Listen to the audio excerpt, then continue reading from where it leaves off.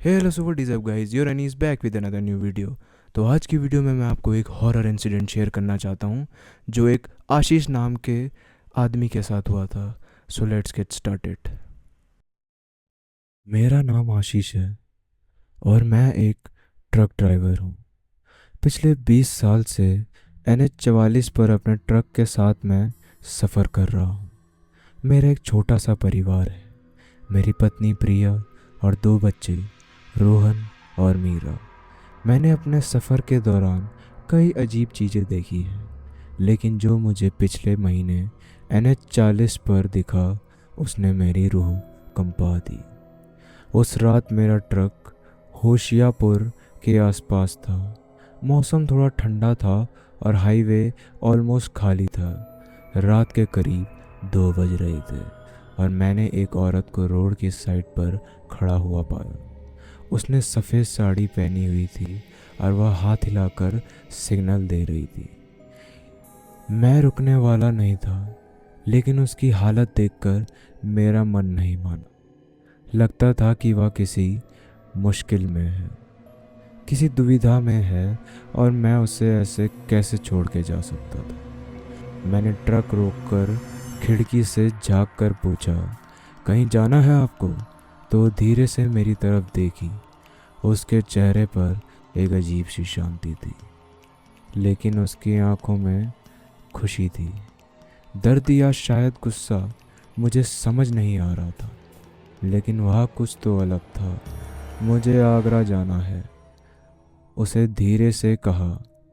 आगरा का नाम सुनते ही मुझे अजीब लगा, क्योंकि NH 40 के किसी भी हिस्से से आगरा काफ़ी दूर था। लेकिन मैं कुछ नहीं बोला। मैंने सोचा कि शायद उसका कोई ज़रूरी काम होगा, तो मैंने उसे इतना कहा कि आ, और वो बिना किसी शब्द बोले ट्रक के कैबिन में आकर बैठ गई। जब बैठी थी, मुझे एक अजीब सी ठंडक महसूस हो रही थी। ठंडी थी, लेकिन ये ठंडक कुछ अलग ही थी।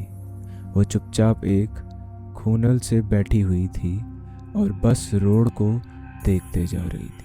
आपका नाम क्या है? मैंने पूछा, छोटी मोटी बात करने के लिए।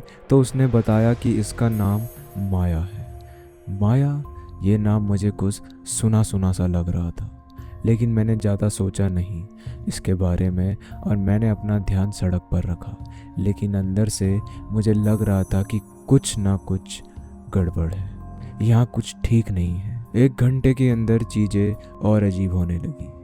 जब हम एक जंगल के पास से गुजर रहे थे, तो मुझे लगा कि पीछे कोई हंसी सुनाई दे रही है। मैंने पलट कर देखा, लेकिन पीछे कुछ भी नहीं था।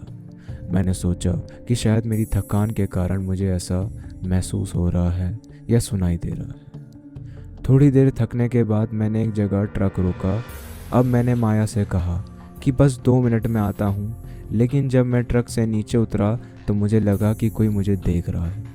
जो मैंने पीछे मुड़कर देखा, तो मुझे माया वहीं से घूर रही थी। बिना पलक झपकाए उसका चेहरा एकदम सफ़ेद था, जैसे किसी मूर्ति का होता है। मुझे अंदर सब घबराहट होने लगी थी। मैंने जल्दी से रेस्टरूम का काम ख़त्म किया और वापस ट्रक में आकर बैठ गया। लेकिन जैसे ही मैंने कैबिन में घुसा, माया मुझे देखकर बोली, तुम्हें लगता है कि तुम इस सफ़र को ख़त्म कर पाओगे? उसके इस सवाल से मेरी रूह कांप उठी। मैंने ट्रक स्टार्ट किया और बिना कुछ बोले ट्रक चलाने लगा। आगे कुछ ट्रक चलाने के बाद उसने मुझसे कहा, एक पुरानी कहानी है। उसने बताया कि कुछ साल पहले उसका पति उसे मारकर भाग गया था। उसकी लाश जंगल के पास दफनाई गई थी, और तब से वे जंगल के पास हर रात तक सवेरे का इंतज़ार करती है। मुझे अब समझ आ रहा था कि माया एक चुड़ैल थी। मैंने ब्रेक लगाया और उसे ट्रक से उतरने के लिए कहा। मुझे अब समझ में आ गया था तुम कौन हो। लेकिन माया हंसने लगी, एक ऐसी हंसी जो अभी भी मेरे कानों में गूंजती है। मैं तुम्हें कुछ नहीं करूंगी आशीष, उसने कहा। मैं तो बस उस आदमी को ढूंढ रही हूँ जिसने मुझे मारा था। डर के मारे मैं कांप तो रहा था, लेकिन पूरी हिम्मत जताकर मैंने बिना उसकी तरफ देखे कहा, कौन तुम? माया ने मुझे एक नाम बताया, रघु।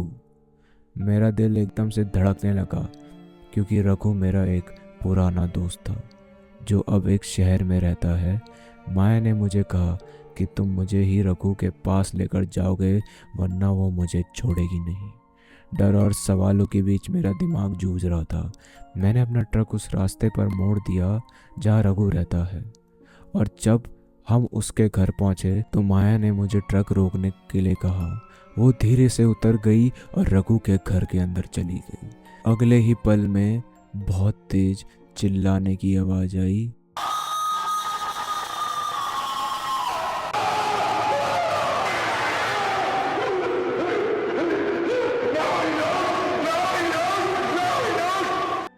मैं तुरंत अंदर भागा, लेकिन जो मैंने देखा उसने मुझे हिला कर रख दिया था। रघु का सर उसके धड़ से अलग हो रखा था, उसकी दोनों आंखें फूट चुकी थी, उसके हाथ पैर एकदम मुड़ चुके थे और माया वहां से गायब हो चुकी थी। जैसे तैसे मैं वहां से तुरंत भाग आया। वह दृश्य आज भी मेरे दिमाग में बैठा हुआ है और आज जब मैं उस दिन के बारे में सोचता हूँ तो मेरी रूह कांप उठती है। होप करता हूँ गाइज आपको ये स्टोरी पसंद आई होगी। स्टोरी पसंद आएगी तो स्टोरी को लाइक करें, ज़्यादा से ज़्यादा मेरे चैनल को शेयर करें, मेरी स्टोरीज़ को शेयर करें। और अब से रेगुलर वीडियोस आएंगी। मैं काफ़ी इनकन्सिस्टेंट हूँ अपने चैनल पे, मुझे पता है, बट अब से ऐसा नहीं होगा। अब से हर हफ्ते 2 वीडियोज़ मैं पक्का डालूंगा। So if you enjoy this story do like share and comment and make sure to subscribe अनी। Thanks a lot for watching. Bye.